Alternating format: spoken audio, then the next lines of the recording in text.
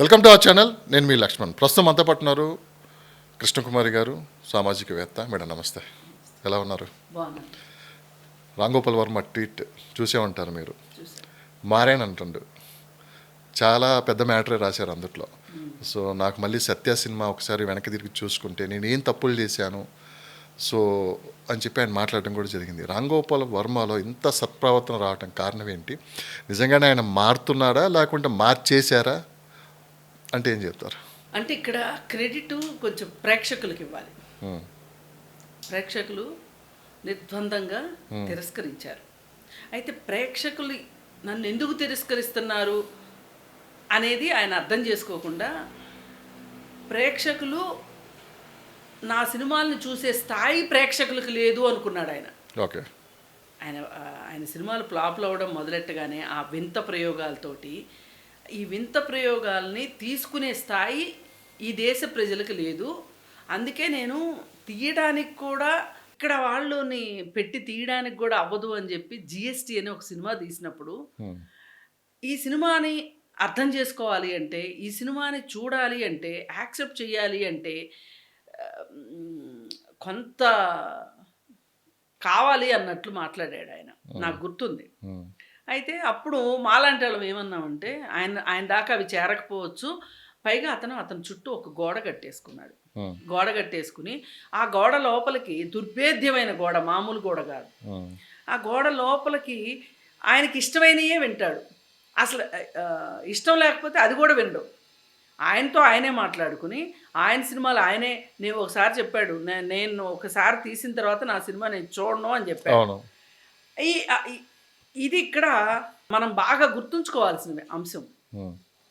అసలు చూసుకుని ఉండుంటే గనక ఎప్పుడో మారేవాడేమో రాంగోపాల్ వర్మ. నేను చాలా హాస్యవాదిని. ఇప్పుడు చాలామంది అనొచ్చు, ఇవన్నీ కబుర్లు, రాంగోపాల్ వర్మ ఇప్పుడు మారాలి అని అంటారేమో, కానీ నేనైతే నమ్ముతున్నా మారతాడని. కానీ మీరు నమ్ముతున్నారు, కానీ రాంగోపాల్ వర్మ గారు కానీ మారారు అనుకో, ప్రజలు యాక్సెప్ట్ చేస్తారా? ఎందుకంటే ఇప్పుడు రాంగోపాల్ వర్మని కొంతమంది రోల్ మోడల్గా తీసుకుంటే మరి కొంతమంది వ్యతిరేకిస్తూ ఉంటారు. సో ఏమండి, 100 పువ్వులు వికసించినాయి అని ఒక మాట ఉంది. అది చైనా వాళ్ళది. అది ఒక గొప్ప సందర్భంలో ఒక గొప్ప మాట అది. అంటే 100 మాటలు రాని 100 పూలు వికసించని, నా మాట నేనేంటో నాకు తెలుసు అనేది అక్కడ అర్థం.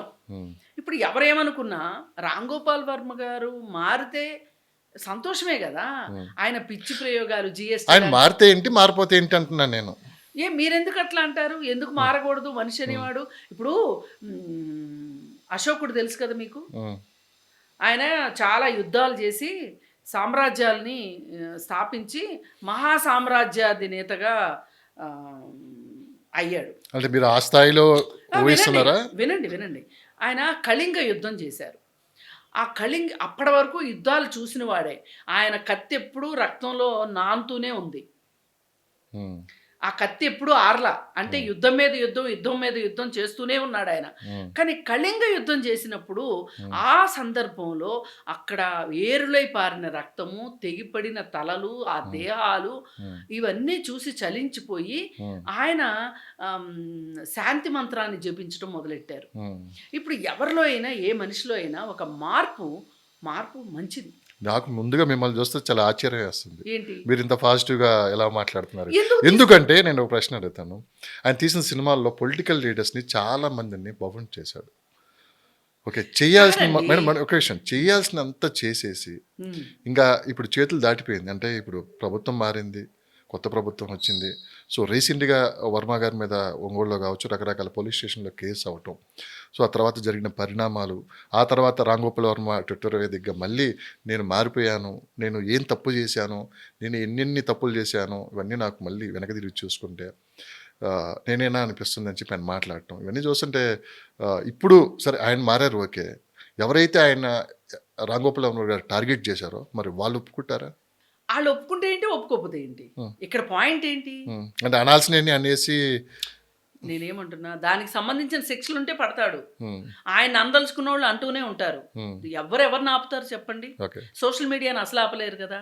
కానీ ఇక్కడ మనం చూడాల్సింది ఏంటి అంటే, ఇన్ని మాటలు మాట్లాడాను కాబట్టి నీకు ఇంకా మాట్లాడే హక్కు లేదు అనడం చాలా తప్పు. మన వైపు నుంచి కూడా సానుకూలంగా మనం స్పందించాలి. Yes madam. ఇప్పుడు ఆయన ఈ మాటలతోటి ఆయన మీద పెట్టిన కేసులు తీసేయాలని కానీ, ఆయన ఏ తప్పు చేయలేదని కానీ, పశ్చాత్తాపంతో ఉన్నాడు కాబట్టి పశ్చాత్తాపాన్ని మించిన శిక్ష లేదని కానీ నేను అనదలుచుకోలే. ఇక్కడ మనం అన్నిటికంటే గుర్తుంచుకోవాల్సిన అంశం ఏంటి అంటే, నేను తీసిన సినిమాలు చూడలేదు అని చెప్పారు. కానీ మొన్న అనుకోకుండా సత్య సినిమా 28 ఏళ్ల తర్వాత మళ్ళీ రిలీజ్ అయింది. రిలీజ్ అయితే ఆ సినిమా చూశారు. ఆ సినిమా చూసిన దగ్గర నుంచి ఆయన మారానని చెప్పారు. ఇప్పుడు అశోకుడు కూడా కళింగ యుద్ధం తరువాత నేను ఆయన శాంతి మంత్రం జపించి అసలు ఇవాళ ప్రపంచానికి ఎవరైనా ఒక శాంతి మీద మాట్లాడాలి అంటే అశోకుడిని మాత్రమే కోట్ చేసేలాగా అశోకుడు మారాడు అంటే ఎందుకు అలా జరిగింది? మనం ఎందుకు ఇప్పుడు చెప్పుకుంటున్నాము? ఆయన మాట మీద నిలబడ్డాడు కాబట్టి. రేపొద్దున రామ్ గోపాల్ వర్మ మాట మీద నిలబడలేదు అనుకోండి, మళ్ళీ అవే సినిమాలు తీశారనుకోండి, అవును, అప్పుడు ఏం మాట్లాడతాం? ఇప్పటికీ నమ్మని వాళ్ళు ఉంటే అది వాళ్ళ ఇష్టం అండి. నేనేమంటున్నా, ఆయన మనసులో నుంచి వచ్చిన మాటలు ప్రతి మాట కూడా ఆయన ఆ సినిమా చూస్తూ నేనేనా ఈ సినిమా తీసింది అని అన్నాను ఇంతకుముందు కూడా రామ్ గోపాల్ వర్మను విమర్శించేటప్పుడు అసలు నువ్వు తీసిన క్షణక్షణం సినిమాని, అలాగే శివ సినిమాని, సత్య సినిమాని, అలాగే సత్య కాకుండా ఇంకొక సినిమా ఉందండి, అది ఏంటంటే అమితాబ్ బచ్చన్తో తీసిన సినిమా, పేరు గుర్తు రావట్లా, బాలీవుడ్లో సర్కార్. ఆ సినిమాల్లో రామ్ గోపాల్ వర్మ అని ఆ సినిమాలు ఒకసారి వేసుకుని చూడవయ్యా అంటే, నేను ఒక్కదాన్ని కాదు చాలా మంది చెప్పారు. చెప్తే ఆయన చెప్పిన సమాధానం ఏంటి అంటే, నేను తీసిన సినిమాని నేను ఇంకొకసారి చూసి నేను టైం వేస్ట్ చేసుకోను అన్నాడు కదా. అన్న మనిషి వేళ చూశాడు. ఈ చూడడం ఎప్పుడో జరుగుంటే అది వేరుగుండేది. అని ఒక మాట కూడా అన్నారు, సక్సెస్ నాకు తలకెక్కింది. ఎక్కుతుంది తల పొగ. ఇప్పుడు నిన్నగాక మొన్న ఒక అతను చనిపోయాడండి, రాజ్ కుమార్ అనుకుంటా, నిన్ననే చనిపోయాడు. 5,000 సినిమాలు తీశాడు అతను, చేశాడు 5,000 సినిమాల్లో. ఇవాళ అతనికి ఇల్లు లేదు, ఎన్నో ఆస్తులు సంపాదించి కొంతమందితో పెట్టుకోకూడని సంబంధాలు పెట్టుకుని ఆవేశం అణుచుకోలేక ఒక హత్య చేసి ఈ దేశం నుంచి వెళ్ళిపోయి వేరే దేశంలో ఉండి మళ్ళీ వెనక్కి వచ్చి సెకండ్ ఇన్నింగ్స్ మొదలెట్టి మళ్ళీ తప్పులు చేసి ఒకానొక దశలో ఒక మంచి విలన్ అంటే అతను అనేలాగా ఉన్న వ్యక్తి నిన్న ఒక వారం క్రితం హైదరాబాద్ సెట్లో గాయపడి హాస్పిటల్లో జాయిన్ చేస్తే నిన్న చనిపోయాడు. అతని గురించి చదివితే మనకు తెలుస్తుంది. ఇలాంటి వాళ్ళు, ప్రయోగాలు చేసిన వాళ్ళు, బుద్ధి సరిగా లేని వాళ్ళు, భావోద్వేగాల్ని అదుపు చేసుకోలేని వాళ్ళు, దురవ్యసనాలకి అలవాటు పడిన వాళ్ళు, ఇలా రకరకాలుగా ఉన్నవాళ్ళు, తప్పుల మీద తప్పులు చేస్తున్న వాళ్ళు ఎంతోమంది మన కళ్ళ ముందు భూస్థాపితం అయిపోయారు, చరిత్రలో మిగలకుండా అయిపోయారు. అయితే రామ్ గోపాల్ వర్మలో ఉన్న ఇంకొక బ్యూటీ ఏంటి అంటే, ఆయన అభివర్ణించుకున్నంతగా, అంటే తాగుబోతు అవ్వడమే కరెక్టు, అయింది కరెక్టే, ఆయన చెప్పింది సక్సెస్ తలకెక్కింది అనేది కరెక్టే, కొన్నిసార్లు అలుగుతాడు ఆయన. ఒకసారి గోవిందా సినిమా తీసి ఆ సినిమాకి కట్లెక్కి వేశారని చెప్పి అసలు మొత్తం సినిమానే ఇదైపోయింది, అందువల్లే ఆ సినిమా ఆడలేదు అని చెప్పి ఆయన నేను బాలీవుడ్ వెళ్ళిపోతాను, అసలు నాకు ఈ టాలీవుడ్లో నన్ను అర్థం చేసుకోగలిగిన వాళ్ళు లేరు అని చెప్పి ఆయన వెళ్ళిపోయాడు, బాలీవుడ్కి వెళ్ళి నిజానికి ఏ మాటకు ఆ మాట అద్భుతాలు సృష్టించాడు. సరే, అప్పుడేమనుకున్నామంటే ఈయన తెలివితేటలకి, ఈయన సృజనాత్మకతకి నిజంగానే ఈ చిన్న ఆట స్థలం సరిపోదేమో, ఓ పెద్ద ఆట స్థలం కావాలేమో అని అనుకున్నాం. కానీ అక్కడికి వెళ్ళిన తర్వాత ఏం చేశాడు? నిజంగా మంచి సినిమాలు తీశాడు, అందులో డౌటే లేదు. అన్ని కమర్షియల్ సినిమాలే. నేను ఆర్ట్ మూవీస్ తీసాడు అనట్ల. ఒక 'శ్యామ్‌కెన్ బెనగల్' లాంటి వాడితోటి ఒక 'బి. నరసింహారావు' గారు లాంటి వాళ్ళతోటి నేను ఇతన్ని పోల్చటానికి నేను సిద్ధపడను. ఒకప్పుడు తీవ్రమైన విమర్శలు చేసిన మీరే ఈరోజు హ్మ్. వర్మ గారి గురించి పాజిటివ్ మాట్లాడటం. పాజిటివ్ అంటే ఆయన నేను మారాను అంటున్నాడు. అంటే మారానంటే 2 రకాలు ఉంటాయి మేడం. హ్మ్. సినిమా పరంగా, సినిమా తీసే విధానం పరంగా మారారా, వ్యక్తిగతంగా మారారా, ఆయన చూసే దృక్పథం అంటే ఎదుటి వాడిని చూసే విధానంలో ఆయన ఒకటి మారారా? చెప్పమంటారా? ఉమ్, ఏ వ్యక్తిగతము కూడా వ్యక్తిగతమైన అలవాట్లు, ఆలోచించే శైలి, అతనుకున్న సంస్కృతి, అతనుకున్న సంస్కారము, ఇవన్నీ కూడా సినిమా మీద పడవు అనేది పొరపాటు. ఉమ్, ఇప్పుడు ఒక మనిషి ఒక వృత్తి ఉంటుంది, ప్రవృత్తి ఉంటుంది. ప్రవృత్తిని వృత్తి రెండింటినీ బ్యాలెన్స్ చేసుకుంటూ రెండిటి వల్ల అంటే ఎకనామిక్స్లో చెప్పినట్లు గ్రోత్ అండ్ డెవలప్మెంట్ ఒకదాన్ని ఒకటి కాంప్లిమెంట్ చేసుకుంటాయి, ఒకదాని మీద ఒకటి డిపెండ్ అయి ఉంటాయి. అలాగే మనిషి కూడా వృత్తి ప్రవృత్తి yes ma'am. ఈ రెండు బ్యాలెన్స్ అవ్వాలి. ఇప్పుడు వృత్తిని బట్టే ప్రవృత్తి ఉంటుంది, ప్రవృత్తిని బట్టే వృత్తి ఉంటుంది. ఇప్పుడు కొన్నాళ్ళు ఒక వృత్తిలోకి వెళ్ళిపోయిన తర్వాత వాళ్ళ ప్రవృత్తి కూడా మారే అవకాశం ఉంటుంది. కానీ అలా మార్చుకోకుండా ఉండగలిగే వాళ్ళు చాలా తక్కువ మంది ఉంటారు. ఇప్పుడు పోలీస్ ఆఫీసర్లను తీసుకోండి, వాళ్ళు వృత్తిలోకి వచ్చేప్పుడు చాలా బాగుంటారు, చాలా మంచిగా అసలు ఏవేవో చేద్దామని వస్తారు. వచ్చిన తర్వాత ఏమైపోతారు వాళ్ళు? ఈ డిపార్ట్మెంట్లో ఉన్న విషయాలు చూసి కానీ, వాళ్ళకు వస్తున్న అవకాశాలను బట్టి కానీ వాళ్ళు మారిపోతారు. వాళ్ళు మారినప్పుడు వాళ్ళ ప్రవృత్తి మారిపోతుంది. వాళ్ళ ప్రవృత్తి మారినప్పుడు ఆ ప్రవృత్తి వృత్తి మీద పడుతుంది, వృత్తి ప్రవృత్తి మీద పడుతుంది. ఇలా కొన్ని వృత్తులు వాళ్ళ ప్రవృత్తులను మార్చే అవకాశం ఉంటుంది. కానీ బయట 2 ప్రచారాలు నడుస్తున్నాయి. ఒకటి, మొన్న కేసుల దగ్గర నుంచి రాంగోపాల్ వర్మలో భయం పట్టుకుంది, అందుకే ఇలాంటి స్టేట్మెంట్ ఇచ్చారని ఒకటి. 2, ఇప్పటికైనా పెద్దవాళ్ళతో పెట్టుకుంటే ఇలానే ఉంటుంది అని చెప్పి కూడా పార్టీలకి కొంతమంది పార్టీ నాయకులు కావచ్చు, కొంతమంది బయట ప్రచారంగా ఈ విధంగా జరుగుతుంది.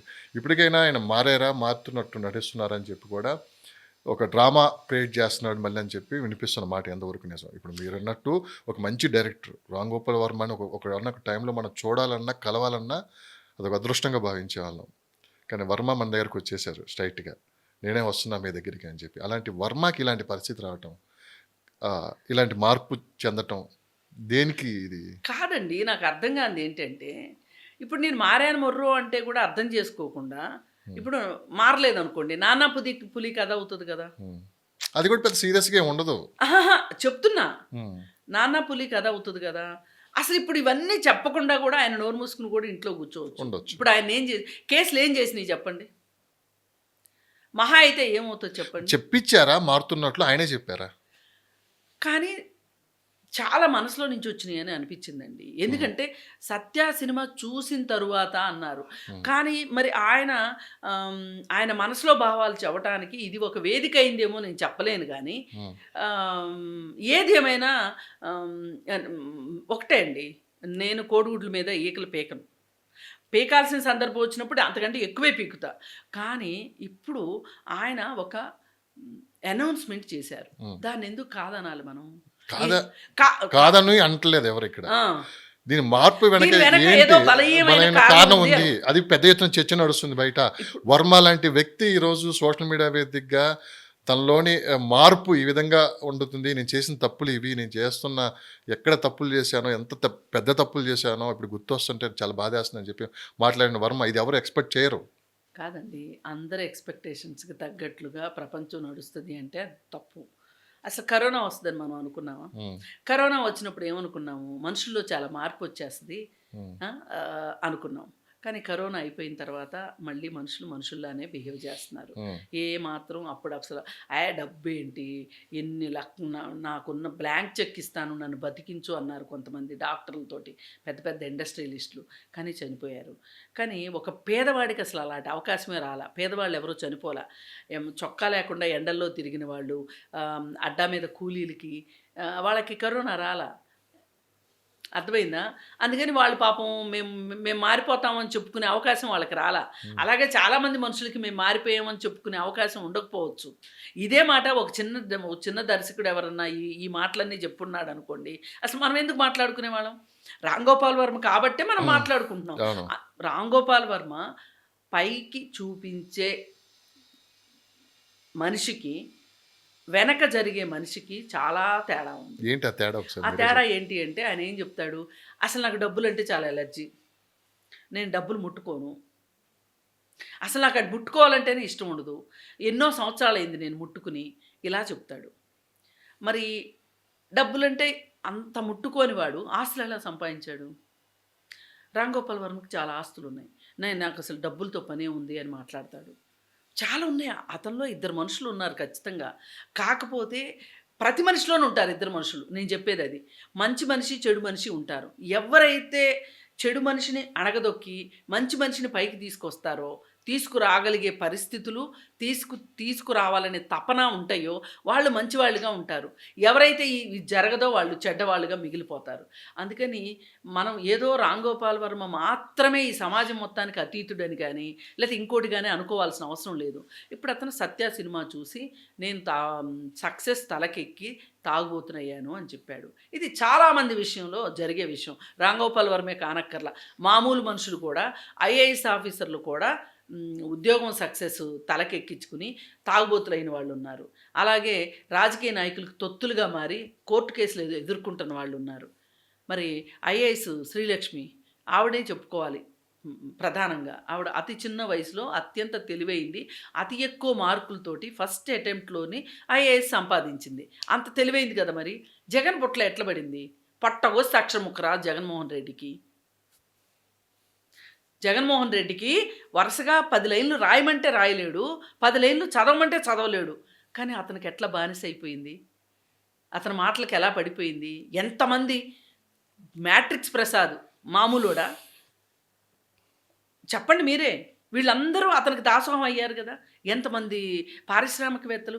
అంటే దీని అర్థం ఏంటి అంటే, మనుషులు వాళ్ళు ఉన్న పరిస్థితి నుంచి అమాంతం పైకెళ్ళాలనే అత్యాశ ఉన్నా, నాకేంటి అనే తలబిరుసున్నా, ఈర్ష్య, అసూయ, ద్వేషాలు ఉన్నా, ఏ చెడు లక్షణాలైతే ఉండకూడదు అని చెప్తున్నామో ఒక మనిషికి, ఆ లక్షణాలు వాళ్ళ దగ్గరికి చేరిన కొద్దీ మంచి లక్షణాలు మేడం కనుమరుగైపోతా సినిమా పరంగా మారామంటే ఇది ఆ! పెద్ద కాంట్రవర్షియల్ ఇష్యూ కాదు. హ్మ్. రామ్ గోపాల్ వర్మ గారు గత 5, 6 సంవత్సరాల నుంచి ఒక పార్టీని టార్గెట్ చేసుకొని, ఒక పార్టీ అధినాయకుడిని టార్గెట్ చేసుకొని, ఆ పార్టీ అధినాయకుడి కొడుకుని టార్గెట్ చేసుకొని, వ్యక్తిగత విమర్శలతో పాటు కుటుంబాన్ని టార్గెట్ చేసుకొని, అంటే ఆ కుటుంబం పెద్ద కుటుంబం, ఆ కుటుంబం ఆ విమర్శలను తట్టుకొని నిలబడింది. కానీ ఆ కుటుంబాన్ని అభిమానించే అభిమానులు దీన్ని జీర్ణించుకోలేరు ఎప్పటికీ.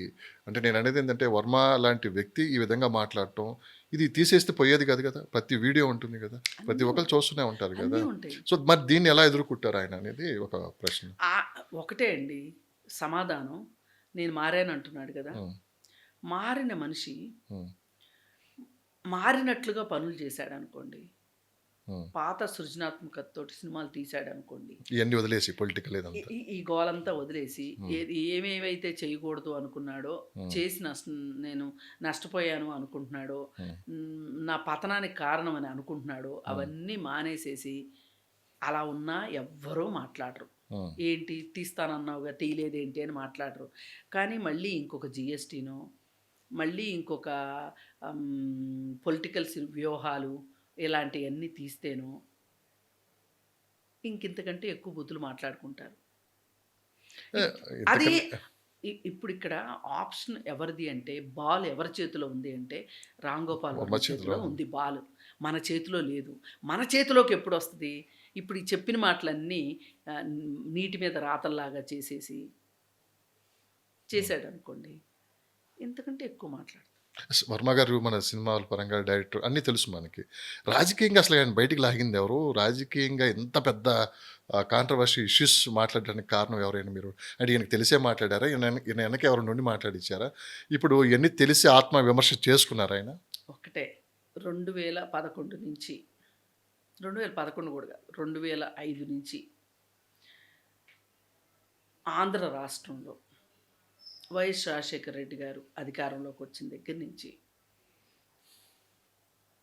ఒక ఆయనకి 10% ఒక సామాజిక వర్గం మీద ద్వేషం ఉంటే ఆయన టార్గెట్ చేస్తే ఆయన పక్కన ఉన్న వాళ్ళు 50% టార్గెట్ చేశారు ఒక సామాజిక వర్గం మీద. ఆ వాళ్ళల్లో రామ్ గోపాల్ వర్మ కూడా ఒకడు. రామ్ గోపాల్ వర్మ సామాజిక వర్గానికి ఇప్పుడు జగన్మోహన్ రెడ్డి టార్గెట్ చేసే సామాజిక వర్గము ఒకటే. ఇది ఆ రోజుల్లో కాదు, ఈ రోజుల్లో కాదు, ఏ రోజుల్లో అయినా ఒకటే. అయితే ఇంతకుముందు ఒక సున్నితత్వం ఉండేది. విభేదించడానికి, వ్యతిరేకించడానికి, విమర్శించడానికి వెనక ఒక సంస్కృతి ఉండేది. దానికి కూడా వ్యతిరేకించడానికి కూడా ఒక సంస్కృతి ఉండేది. అది దాని మధ్యలో గీతలు చెరిగిపోయినాయి. ఎప్పుడైనా మంచికి చెడుకి మధ్యలో ఒక్కటే ఉంటుంది, చాలా సన్ననైన గీతే ఉంటుంది. ఆ గీత అటు వెళ్తే అది, ఇటు వెళ్తే ఇది కదా. అలాంటి పరిస్థితుల్లో అప్పటి నుంచినే ఈయన ఒక సామాజిక వర్గం మీద దాడి చేయడం మొదలెట్టి అది అయిపోయిన తర్వాత అది ఎవరికి అర్థం కాల. ఎప్పుడైతే రాజకీయ నాయకులు కావాలని ఇతనితో సినిమాలు తీయించుకోవటం మొదలెట్టారు, ఆ ఎవరు అంటే జగన్మోహన్ రెడ్డి, ఆ ఎవరు అంటే నెహ్రూ కుటుంబమే, ఆ ఎవరు అంటే ఇంకా అట్లా వాళ్ళు. ఎప్పుడైతే రాజకీయపరమైన సినిమాలు తీయాలి అని డిసైడ్ అయ్యాడో, పరిటాల రవి మీద సినిమా ఎవరు తీయించారు చెప్పండి. పరిటాల రవి మీద పాజిటివ్నే ఉంది కదా, నెగిటివ్ ఏం లేదు కదా. మరి ఎవరు తీపించారు మీరు చెప్పండి. పాజిటివ్గా ఉందా నెగిటివ్గా ఉన్నదా అని కాదు ఇక్కడ పాయింట్. రాజకీయాల నాయకులు ఫ్యాక్షన్ రాజకీయాల మీద సినిమాలు తీయటం ఈయన ఉద్దేశం ఏంటి అంటే ఒక రకంగా ఫ్యాక్షనిజాన్ని ఈయన ఏదైనా ఒక కొత్త దాన్ని ఫ్యాసినేట్ చేస్తాడు. ఈ ఫ్యాసినేషన్ చేసే ధోరణిలో కొంతమంది ఈయనకు వచ్చి కలుస్తారు. కలిసి ధైర్యంగా తీస్తున్నాడు, అబ్బో ఇంతటి ధైర్యవంతుడు ఎవరు లేరు, ఇలాంటి మాటలన్నీ చాలా బాగుంటాయి వినటానికి. ఇప్పుడు నాకు కూడా చెప్తుంటారు, అబ్బా అసలు మీరు ఎట్లా మాట్లాడతారండి ఎంత. కానీ నా మీద ట్రోలింగ్ జరిగితే, నా మీద ఏదైనా దాడి జరిగితే ఎవరికి నష్టం? నాకే నష్టం. ఈ చెప్పిన వాళ్ళందరూ నా ఇంటి దగ్గర తోడు ఉంటారా? ఉండరు కదా. ఇది వాస్తవం. దీనిని ఎదుర్కోవడానికి కూడా ఇష్టపడి మాట్లాడగలగటం. అందుకే నేను చాలాసార్లు ఒక పరిధి దాటి వెళ్ళను వ్యక్తిగత విషయాల జోలికి. ఇదన్నా మీరు అనేది ఫైనల్ గా రాజకీయ నాయకుల ప్రభావం వల్లే ఆయన మాట్లాడారు. ఖచ్చితంగా ఈయన రాజకీయ నాయకుల ప్రభావం వల్లే తీశాడు. ఆ తీసింది ఇంకొంచెం ముందుకెళ్ళిన తర్వాత ఒక హై టెన్షన్ లైన్ ఉంది మన ఆంధ్రప్రదేశ్లో. బహుశా ఆంధ్రప్రదేశే కాదు, దేశం అంతా ఉంది. మర్రి ఊడల్లాగా పాతుకుపోయింది. ఆ హై టెన్షన్ వైర్ ఎవరంటే జగన్మోహన్ రెడ్డి. ఆయన ఎవరైనా సరే ఆయన దగ్గరికి వెళ్ళారంటే వాళ్ళు మాడి మసైపోవాల్సిందే. ఇప్పుడు నేను ఇందాకేం చెప్పాను మీకు, పారిశ్రామికవేత్తల గురించి చెప్పా, ఐఏఎస్ల గురించి చెప్పా, ఐపీఎస్ల గురించి చెప్పా, వీళ్ళందరి గురించి చెప్పా కదా. వాళ్ళ ఆ ప్రోద్బలంతో కదా ఈ సినిమాలు తీసింది. రామ్ గోపాల్ వర్మకి కూడా అదే జరిగింది. అంటే వర్మ గారు ఏ తప్పు చేయలేదు, నేను ఆయన తప్పు చేయలేదు, చేపించారని కూడా అనట్లేదు. ఇప్పుడు నీ స్నేహితులు ఎవరో చెప్పు, నువ్వేంటో చెప్తామంటారు. ఎవరు చేయమన్నారు ఆ సాంగత్యం? ఎవరు చేయమన్నారు? నువ్వు ఏం ఆశించి చేశావు?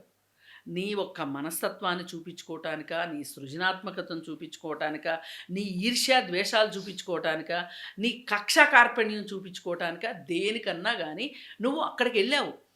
ఇప్పుడు చాలామంది ఉన్నారండి పారిశ్రామికవేత్తలు, జగన్మోహన్ రెడ్డి దగ్గరికి ఎందుకు వెళ్ళారు? వీళ్ళు మంచోళ్ళే వెళ్ళారు అనుకుంటున్నారా మీరు? వీళ్ళు మంచోళ్ళ వెళ్ళలా, వీళ్ళు ఒకందుకు వెళ్ళారు, ఆయన ఒకందుకు పిలిపించారు. వర్మ గారి గురించి కూడా జగన్మోహన్ రెడ్డితో చేరిన తర్వాత జగన్మోహన్ రెడ్డి కీర్తిస్తూ తీసిన సినిమాలు ఏవైతే ఉన్నాయో, చంద్రబాబు నాయుడిని వ్యతిరేకిస్తూ తీసిన సినిమాలు, లక్ష్మీ ఎన్టీఆర్ కావచ్చు, వ్యూహం కావచ్చు, ఈ సినిమాలన్నీ తీసిన తర్వాత ఫైనల్గా ఒక డైలాగ్ వచ్చింది బయటికి. అదేంటి అంటే, రామ్ గోపాల్ వర్మ మీద కేసు పెట్టిన రోజున జగన్మోహన్ రెడ్డిని అడిగారు,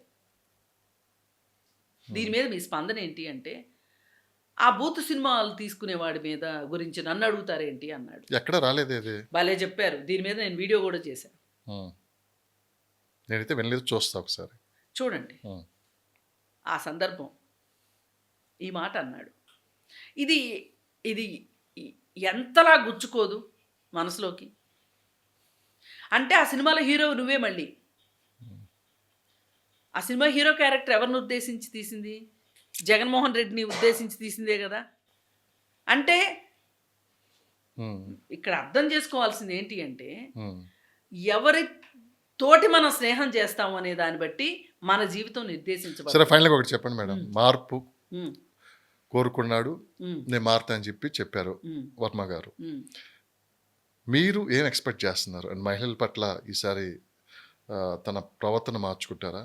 ఒక మంచి సినిమా తీయడానికి ప్రయత్నిస్తారా?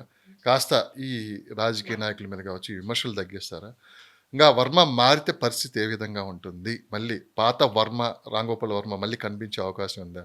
ఒకప్పుడు టాలీవుడ్ నుంచి బాలీవుడ్ని ఏలే స్థాయికి ఎదిగిపోయాడు. ముంబై మాఫియా మీద కూడా సినిమా తీసిన వ్యక్తి. అంత డేర్ అండ్ డాష్ చాలా గొప్పగా చెప్పుకునే వాళ్ళం. అది కాస్త ముంబై మాఫియా దగ్గర నుంచి గల్లీ రౌడీల మీద సినిమా తీసే దగ్గరికి వచ్చారు. కానీ మళ్ళీ ఆ స్థాయిలో మనం ఎక్స్పెక్ట్ చేయొచ్చు. ఇప్పుడు గల్లీ రౌడీ మీద సినిమా తీస్తే కూడా తప్పు లేదండి. గల్లీ రౌడీ మీద కూడా సినిమా తీయాల్సిందే. ఏ గల్లీ రౌడీకి స్టోరీ ఉండదా? గల్లీ రౌడీ మనిషి కాదా? అంటే అండర్ వరల్డే తీస్తేనే గొప్ప. కానీ మీకు ఒక విషయం తెలుసు, అప్పట్లో మాట్లాడుకునే వాళ్ళు, అండర్ వరల్డ్ డాన్స్ ఆ సినిమాలు తీసిన ఏకైక వ్యక్తి రాంగోపాల్ వర్మ. డేర్ చేసి 2 పేర్లు వినిపిస్తాయి. దయానాయక్ పేరు అండ్ ఎన్కౌంటర్ స్పెషలిస్ట్. వాళ్ళ మీద సినిమా తీయాలంటే ఆయనంత డేర్కుంటారు. దయానాయక్ కూడా వాళ్ళ మీద సినిమా తీయాలంటే డేర్ అండ్ డాష్ ఎవరైనా ఉన్నారంటే మటుకు వర్మ పేరు అయితే బాగా వినిపించింది, రాంగోపాల్ వర్మ. అవునండి, నేనేమంటున్నా, ఇప్పుడు వర్మ సినిమా అనగానే ఇప్పుడు క్షణక్షణం సినిమా ఉందండి. అన్ని క్షణక్షణం సినిమాలే వస్తాయా? రావు కదా. అక్కడ చూసింది ఏంటి? మనము ది బెస్ట్ స్క్రీన్ ప్లే చూసాం, బెస్ట్ స్టోరీ చూసాం, మంచి పాటలు చూసాం, మంచి కాస్ట్యూమ్స్ చూసాం. దానికి వీటన్నిటికీ అవార్డులు వచ్చినాయి రాంగోపాల్ వర్మకి.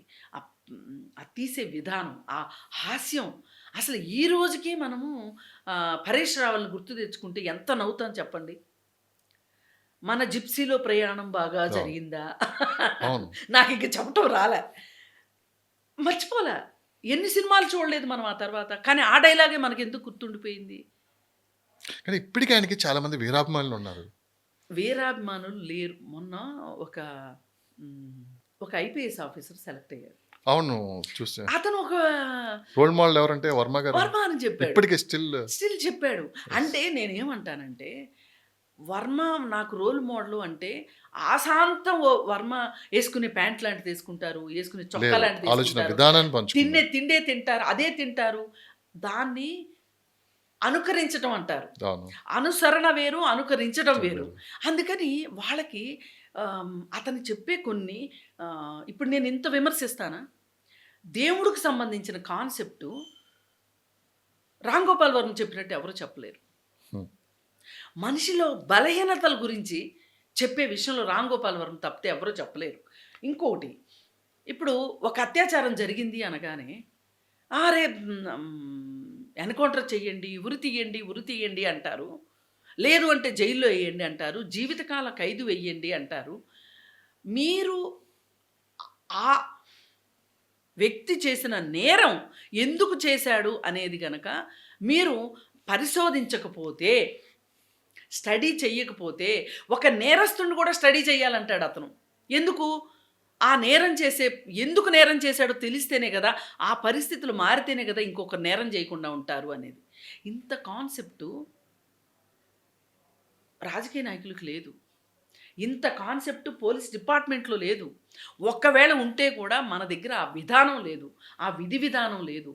అందుకని ఏంటంటే, ఓడోడంటే కంచమంతా ఓడన్నట్లు రాంగోపాలం చెడ్డోడు అంటే మొత్తం చెడు అని కాకుండా మనకు కూడా చూడటం రావాలి. అంటే ఏదైనా ఒక సినిమాతోటి సమాధానం చెప్పబోతున్నారా ఆయన మారారు అది. అని? ఆ, అంటే ఇప్పటి వరకు ఏంటంటే నా ఇష్టం అని ఒక బుక్ ఉంది, అవును. ఇక నేను మారాను అని చెప్పి ఒక సినిమా తీసి ఆ. ఎలాంటి మార్పు ఇంత వచ్చిందో. చెప్పుకోకర్లేదండి. ఆ.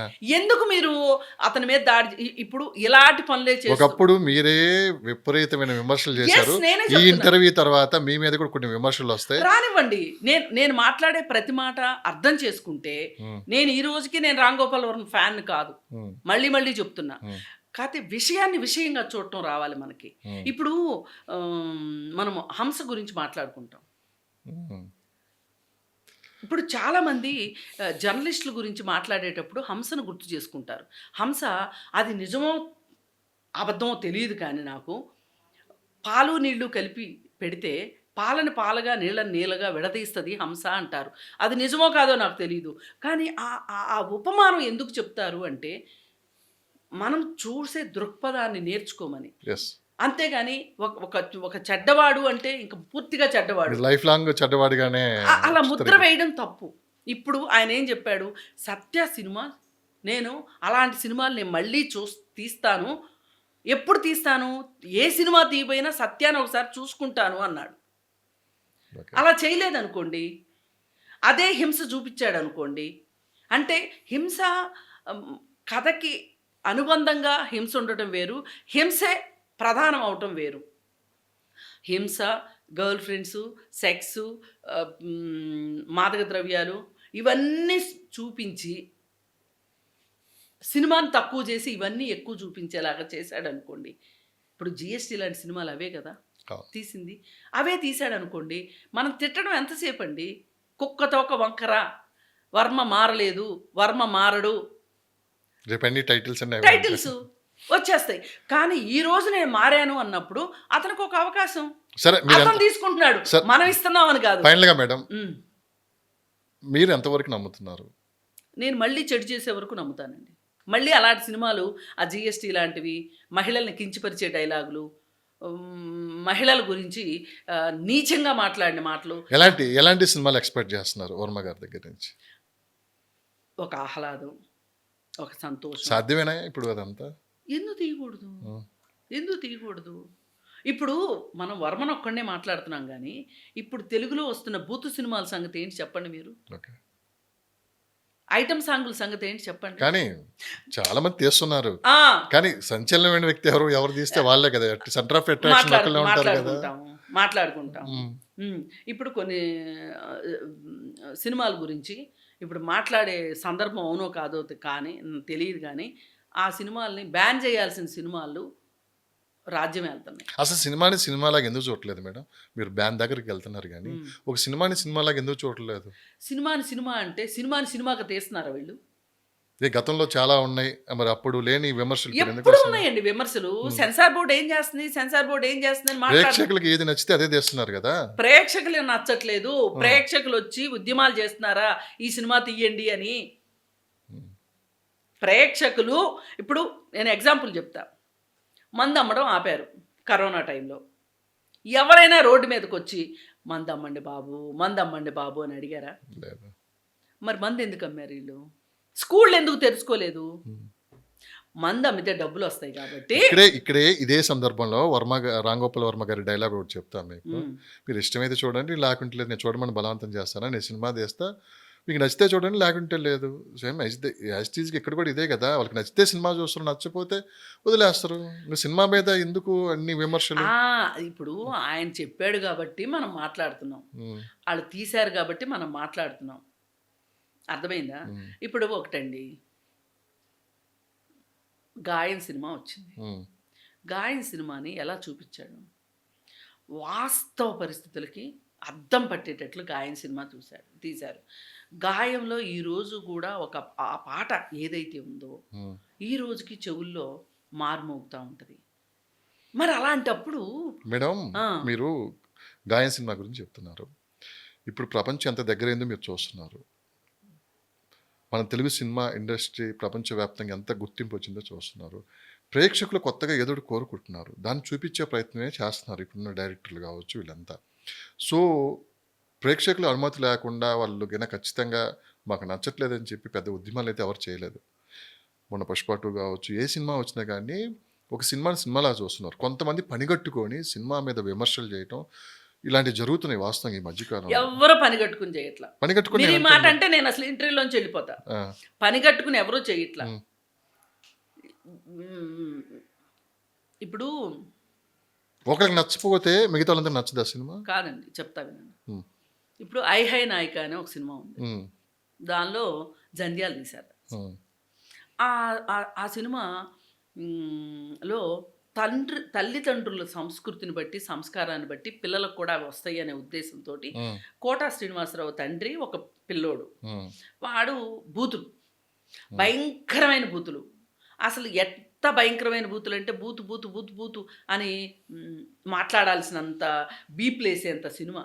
ఆ సినిమాలో చివరికి ఏం చెప్పారు, వాడిని స్కూల్కి పంపిస్తే స్కూల్లో టీచర్లు వాడు తిడుతుంటే టీచర్లు మారిపోతున్నారు, హెడ్ మాస్టర్లు మారిపోతున్నారు, కానీ ఆ పిల్లోడు మారట్లా. చివరికి నరేష్ వెళ్తాడు అక్కడికి. నరేష్ వెళ్ళి స్కూల్ టీచర్గా వెళ్ళి వాళ్ళ నాన్నకి ఎక్స్ప్లెయిన్ చేస్తాడు. ఒక డిఈఓ వస్తాడు ఆ స్కూల్ ఇన్స్పెక్షన్కి. ఈ దరిద్రాన్నంతా చూసి వీళ్ళందరూ కలిసి కోటా శ్రీనివాసరావుకి ఎక్స్ప్లెయిన్ చేసి కోటా శ్రీనివాసరావుని మారుస్తారు. అయితే నేను ఇవాళ ఇది ఎందుకు చెప్పానంటే, ఇవాళ సంక్రాంతికి వస్తున్నాం సినిమాలో అదే జరిగింది. బూతులు బూతులు బూతులు బూతులు. మీలాంటి వాళ్ళు బీపీలు వేసారు ఒక మెసేజ్ ఇవ్వడానికి చేసామని చెప్పి డైరెక్టర్ గారు చాలా స్పష్టంగా చెప్పారు. ఓటీటీ చూడటం వల్ల పిల్లలు ఈ విధంగా తయారవుతున్నారు, అది నేను ఈ రూపంలో చూపించడానికి ప్రయత్నం చేశాను అని చెప్పి చాలా స్పష్టంగా అందులో చెప్పారు. ఎక్కడ చెప్పారు? సినిమాలో చెప్పారా? మీకు చాలా ఇంటర్వ్యూలు కూడా మీకు ఇంటర్వ్యూలు ఎవరికి కావాలండి? ఇంటర్వ్యూలు 100 చెప్తారు. అసలు సినిమాలో అలాంటి మాట ఏమన్నా చెప్పాడా ఆయన? చెప్పాడా? వెంకటేష్ గారు చెప్పారు కదా, మా పిల్లడు ఓటీటీ చూసి కొంత చెడిపోయాడని. అంటే ఓటీటీ వాళ్ళు చెడిపోతున్నారు పిల్లల్ని స్పష్టంగా మెసేజ్ ఇచ్చినట్లే కదా అక్కడ. ఇంక మీకు వెంకటేష్ ఇష్టమైతే నేనేం చేయలేనండి. నేను వెంకటేష్ని టార్గెట్ చేస్తున్నా ఇక్కడ, ఏమన్నా అనుకోండి, అనిల్ రావుపూడిని టార్గెట్ చేస్తున్నా. అదే వీళ్ళ అబ్బాయి అలాగే మాట్లాడితే వీళ్ళ అబ్బాయినే పెట్టి అట్లాంటి సినిమాలు తీస్తారా? ఆ చిన్నపిల్లోడికి లుంగీను చొక్కా వేసి చేతికి మల్లెపూలు కట్టి కోడి పందాలకి రెడీ చేస్తారా నాకు కళ్ళద్దాలు పెట్టి? చెప్పండి. ఏ తల్లి ఇష్టపడుతుంది, ఏ తండ్రి ఇష్టపడతాడు ఊళ్ళో వాళ్ళని జడగొట్టాలి? సినిమాలు ఎలా తీయాలి మీరు చెప్పండి మేడం. అది ఇంకొక వర్క్షాప్ మాట్లాడు. అదే ఇప్పుడు సరే సందర్భం వచ్చింది కాబట్టి ఇప్పుడు ఈ డిస్కషన్ అంతా జరిగింది. సో ఫైనల్గా ఎలాంటి మార్పు మీరు కోరుకున్నారో ఆ విధంగా మారుతారని మీరు భావిస్తున్నారు రామ్ గోపాల్ వర్మ గారు. సో మీరన్నట్టు జంధ్యాల గారు చేసిన సినిమాలు ఇప్పటికి మళ్ళీ ఆ రూపంలో మళ్ళీ వస్తాయని చూద్దాం మనం. నేను ఆ 2 సినిమాలని పోల్చడానికి చెప్పాను. అసలు జంధ్యాలలాగా రామ్ గోపాల్ వర్మ తీయలేరు సినిమాలు. ఎవరి జానర్ వాళ్ళకి కాదు మేడం, మీకు నచ్చిన సినిమా నాకు నచ్చుతుందా? ఇప్పుడు ఎవరికి నచ్చింది ఎవరికి నచ్చలేదు అనేది కాదు ఇక్కడ ప్రశ్న. సమాజం మీద దాని ప్రభావం ఏం పడుతుంది అనేది ఇక్కడ ఇంపార్టెంట్. అంటే ఒక తెలుగు సినిమానైనా మొత్తం అన్నీ అంతే, అన్నీ అంతే. నేనేమి అబ్బో మొత్తం చెడిపోయింది ఇది అని నేను మాట్లాడట్లా.